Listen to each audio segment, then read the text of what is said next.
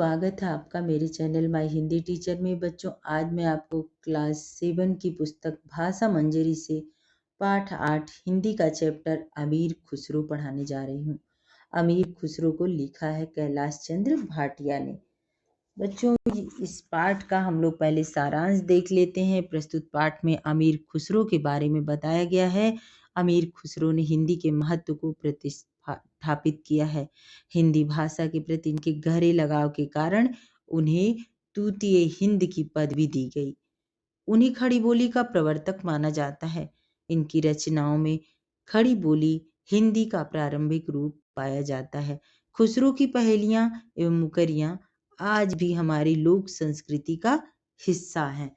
चलिए बच्चों, अब हम लोग चैप्टर को पढ़ लेते हैं। अभी हमने पाठ का सारांश देख लिया, खुसरो के बारे में भी थोड़ा बहुत समझ लिया। अब चलिए हम लोग इस पाठ को पढ़ते हैं।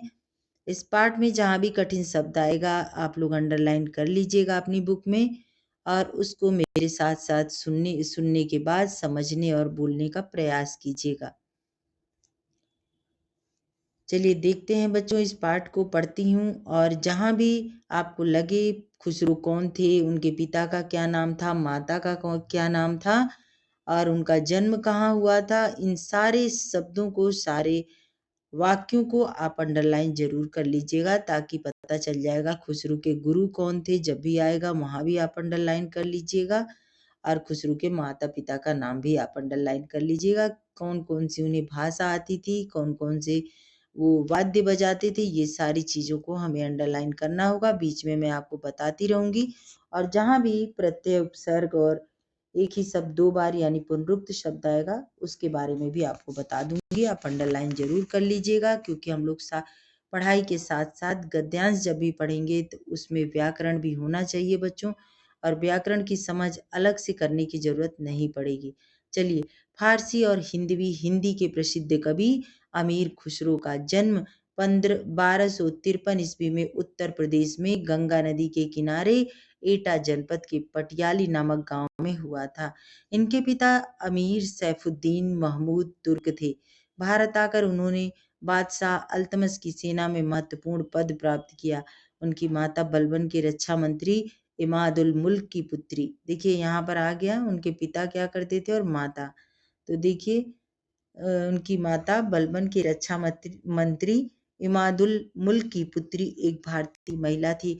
खुसरो का पूरा नाम अबुल हसन यमुनुद्दीन खुसरो था। उन्हें माता से भारतीय और पिता से तुर्की संस्कृति के श्रेष्ठ गुण विरासत में प्राप्त हुए थे। खुसरो 8 वर्ष के थे। बच्चों, इसको अंडरलाइन कर लीजिए, खुसरो कितने वर्ष के थे जब उनके पिता का देहांत हुआ। खुसरो 8 वर्ष के थे तभी उनके पिता का देहांत हो गया। इस पर वे अपने नाना के पास दिल्ली चले गए। नाना ने बड़े स्नेह से उनके लालन पालन और शिक्षा दीक्षा की व्यवस्था की। पिता पिता और नाना की प्रतिष्ठा के कारण खुसरो को शीघ्र ही उस समय के विद्वानों और शासकों के संपर्क में आने का और अपनी प्रतिभा विकसित करने का पूरा अवसर मिला। दिल्ली में खुसरो प्रसिद्ध सूफी संत हजरत निजामुद्दीन औलिया के शिष्य बन गए। अभी इसको भी अंडरलाइन कर लीजिए, प्रश्न पूछा जाएगा दिल्ली में खुसरो किसके शिष्य बन गए। तो खुसरो के गुरु का नाम था संत हजरत निजामुद्दीन औलिया। निजामुद्दीन औलिया की बड़ी प्रतिष्ठा थी। सभी धर्मों के मानने वाले लोग उपदेश सुनने के लिए उनके पास आया करते थे। उनके यहाँ जाति, धर्म, ऊंच नीच या अमीर गरीब के बीच किसी प्रकार का भेदभाव नहीं था। आगे चलकर खुसरो ने अपने गुरु के संबंध में कहा, वे ऐसे शहंशाह हैं जिनका न कोई तख्त है न ताज, फिर भी बादशाहों को उनको पैरों की धूल की आवश्यकता है। हजरत निजामुद्दीन औलिया के हृदय में भी अपने इस प्रिय शिष्य के लिए बहुत ऊंचा स्थान था। एक बार तो उन्होंने यहाँ तक कहा कि यदि मेरे धर्म में इसका निषेध नहीं होता तो मैं कहता कि मुझे और खुसरो को एक ही कब्र में दफनाया जाए। ऐसे गुरु का पूरा प्रभाव अमीर खुसरो के जीवन पर पड़ा। काव्य रचना के प्रति अमीर खुसरो की रुचि प्रारंभ से ही थी। उन्होंने फारसी के प्रसिद्ध कवियों के ग्रंथों का बड़े मनोयोग से अध्ययन किया। 20 वर्ष की उम्र में उन्होंने अपना पहला दीवान तो हफ्ते अल सफर तैयार कर लिया था और कवि के रूप में प्रसिद्ध होने लगे थे। उस समय कवियों कलाकारों आदि की आजीविका का सबसे उत्तम साधन राजाश्रय ही था। खुसरो ने भी इसी को अपनाया। उनके जीवन का अधिकांश समय राज दरबारों में बीता। गुलाम खिलजी और तुगलक, 3 राजवंशों और 11 सल्तनतों का उत्थान और पतन उन्होंने अपनी आंखों से देखा। उत्थान का अर्थ होता है बच्चों तरक्की, और पतन का अर्थ होता है मनुष्य का नीचे गिरने का, यानी प्रोन्नति नहीं अवनति, गड्ढे में गिरने का। तो ये पतन, उत्थान और पतन उन्होंने अपनी आंखों से देखा। सैनिक के रूप में अनेक युद्धों में भाग लिया। दरबारों में सत्ता के लिए षड्यंत्र भी हुए देखे, परंतु वे कभी किसी षड्यंत्र में सम्मिलित नहीं हुए। अपनी व्यावहारिक बुद्धि के कारण वे हर नए शासक के दरबार में पूर्ववत सम्मान प्राप्त करते रहे। राज दरबारों में तो खुसरो का सम्मान था ही, पर वास्तविक सम्मान तो उन्हें अपने सादा जीवन और उच्च विचारों के कारण जन सामान्य से मिला था। यद्यपि दरबारों से उन्हें बड़ी संपत्ति मिलती थी, किंतु उनका मन महलों में नहीं लगता था। सच्चा आनंद तो उन्हें साधारण जनता के बीच में या फिर अपने गुरु हजरत औलिया के पास ही मिलता था। दरबारों से मिली संपत्ति वे गरीबों और फकीरों में बांट दिया करते थे। उनका जीवन बड़ा सादा था। वे कभी दरबारी ठाट बाट से नहीं रहे। उन्होंने अपने लिए कोई घर नहीं बनाया, विलासिता से सदा दूर रहे। शान शौकत ठाट बाट की ओर उनकी रुचि ही न थी। जन सामान्य के बीच जाते ही वे पूरी तरह लोगों में घुल मिल जाते थे। इसलिए बच्चे बूढ़े स्त्री पुरुष सभी में वे बहुत लोकप्रिय थे। अमीर खुसरो में देश प्रेम कूट कूट कर भरा था। उन्हें अपने भारतीय होने पर बड़ा गर्व था। जहाँ उन्होंने जन्म लिया उस धरती से उनको बहुत लगाव था। अपनी एक रचना में उन्होंने उन बहुत सी बातों का उल्लेख किया जिनसे पता चलता है कि भारत संसार के दूसरे देशों से श्रेष्ठ है। यहाँ का ज्ञान भंडार, संगीत, यहाँ के फल फूल। अब देखिए बच्चों, यहाँ की विशेषता जो बताई गई है, ये सारी चीजें आएगा एक प्रश्न में, आप इसको अंडरलाइन कर लीजिए। यहाँ के ज्ञान भंडार, संगीत, यहाँ के फल फूल, पशु पक्षी आदि इस देश को महान बनाते हैं। प्राकृतिक दृश्यों के कारण यह देश स्वर्ग से भी बढ़कर है। अमीर खुसरो श्रम के महत्व को मानते थे और मेहनत की कमाई पर जोर देते थे। उनका मत था मनुष्य को ऐसा व्यवसाय अपनाना चाहिए जिससे मानवता का भला हो और किसी की हानि न हो।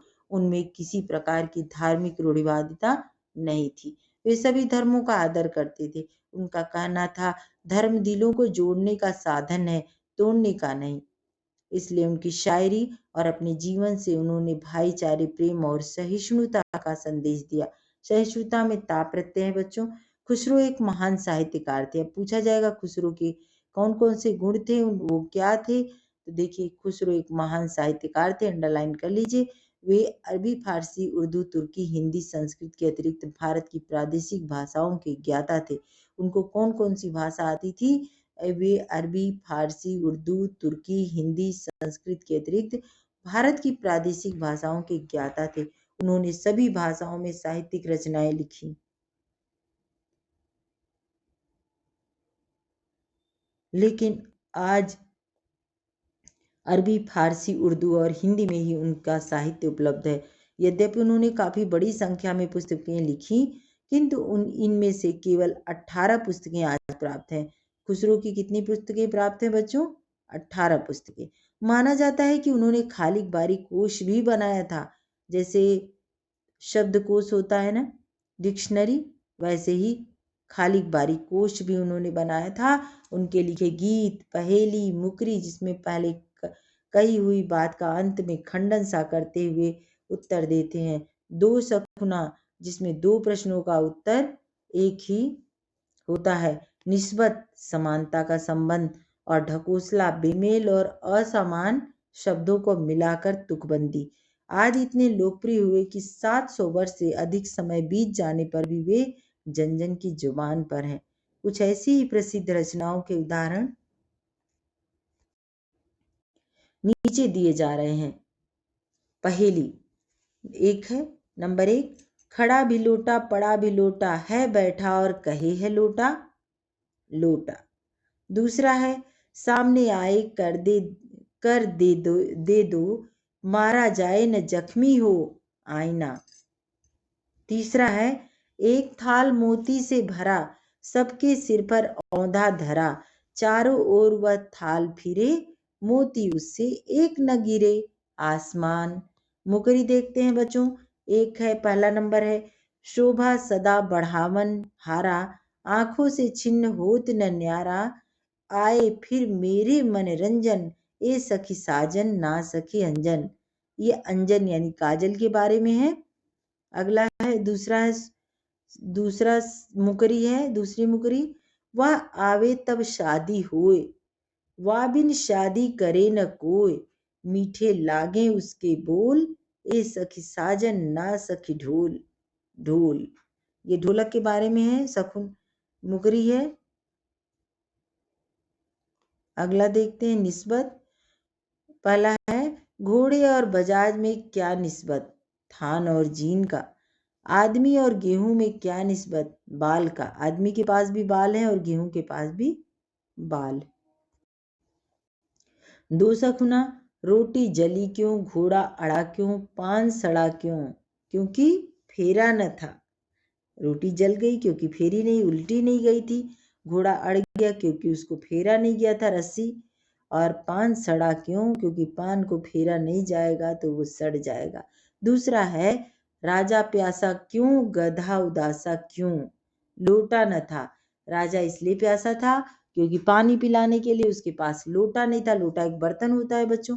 लेकिन गधा उदासा क्यों क्योंकि वो लोटा न था। लोटा मतलब वह जो उलट पलट करता है लेट करके करवट बदलता है क्योंकि वह लोटा न था मतलब लोटा हुआ लेटा नहीं था उलट पलट नहीं कर पाया था। अगला देखते हैं तीसरा सितार क्यों न बजा औरत क्यों न नहाई क्योंकि पर्दा न था। सितार क्यों न बजा क्योंकि वहां भी पर्दा न था। और औरत क्यों न नहाई क्योंकि वहां भी पर्दा नहीं था। बिना पर्दा के ये दोनों काम नहीं हो सकते। ढकोसला देखते हैं बच्चों। खीर पकाई जतन से और चरखा दिया चला आया कुत्ता खा गया तू बैठी ढोल बजा ला पानी पिला। कहते हैं एक दिन प्यासे खुसरो को देखकर चार पनिहारिनों ने पानी पिलाने से पहले चरखा कुत्ता ढोल और खीर पर कविता सुनाने के लिए कहा। खुसरो ने तुरंत उक्त ढकोसला बनाकर सुना दिया था। खुसरो कवि के साथ साथ गायक संगीत प्रेमी भी थे। इस क्षेत्र में उन्होंने कई प्रयोग किए। वे हिंदुस्तानी और ईरानी दोनों प्रकार के संगीत के ज्ञाता थे।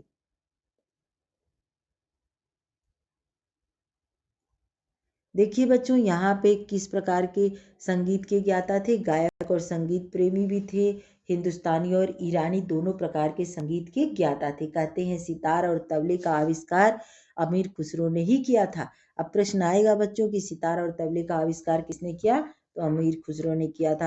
वे भारतीय संगीत के बड़े प्रशंसक थे और कहते थे कि हिंदुस्तानी संगीत सारी दुनिया में अपना सानी नहीं रखता। अपने जीवन के अंतिम वर्षों में खुसरो गयासुद्दीन तुगलक के साथ बंगाल की ओर लखनौती गए हुए थे।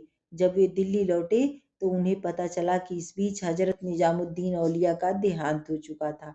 इससे खुसरो के हृदय को इतना आघात लगा कि उन्होंने अपने कपड़े फाड़ डाले मुख पर राख मल्ली और अपने पीर की समाधि पर जाकर रोते हुए अपना दोहा पढ़ने लगे। क्या दोहा पढ़ा उन्होंने। गोरी सोवे सेज पर मुख पर डाले केस चल खुसरो घर आपने रैन भई चौदेस। इसके बाद खुसरो ने अपना घर छोड़ दिया सब धन लुटा डाला। वे जब अब गुरु की समाधि पर बैठे रहते। उन्होंने अपने गुरु के वचनों और शिक्षाओं को संकलित किया है जिसका नाम फजल उल फवायद है। गुरु के निधन के बाद अमीर खुसरो भी अधिक दिन जीवित नहीं रहे। 72 वर्ष की उम्र में 1325 ईस्वी में उनका देहांत हो गया। दिल्ली में हजरत निजामुद्दीन औलिया के मजार के निकट ही खुसरो की मजार भी बनी हुई है। हजरत औलिया के उर्स के साथ साथ उनकी मजार पर हर वर्ष उर्स होता। उर्स यानी मेला, जहाँ सभी धर्मों के अनुयायी अपनी श्रद्धा के पुष्प अर्पित करते हैं। प्रस्तुत पाठ में तूतीय हिंद, अमीर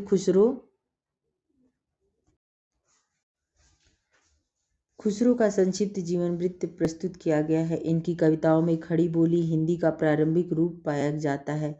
खुसरो की पहेलियां एवं मुकरियां आज भी हमारी लोक संस्कृति का हिस्सा है।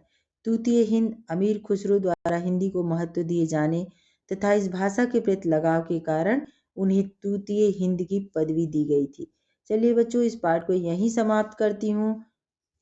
और आप लोग अगर मेरे चैनल को सब्सक्राइब नहीं किए हैं तो ज़रूर सब्सक्राइब कर लें ताकि मेरा लेटेस्ट वीडियो आप तक पहुंचता रहेगा। धन्यवाद।